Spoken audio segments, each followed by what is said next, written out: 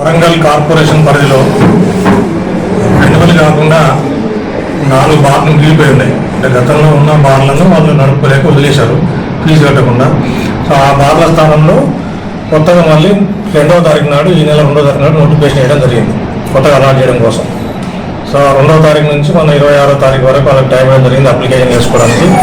ఇందులో భాగంగా 4 బార్ల కోసం మనకు 491 మంది అప్లై చేయడం జరిగింది.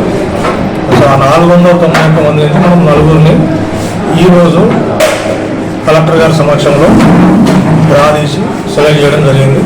ఆ ప్రాసెస్ అంతా మీరు చూస్తున్నారు. ఈ ప్రాసెస్లో సెలెక్ట్ అయిన వాళ్ళు ఈ 4గురు కూడా వాళ్ళకు ఫైర్ క్లియరెన్స్ వస్తుంది.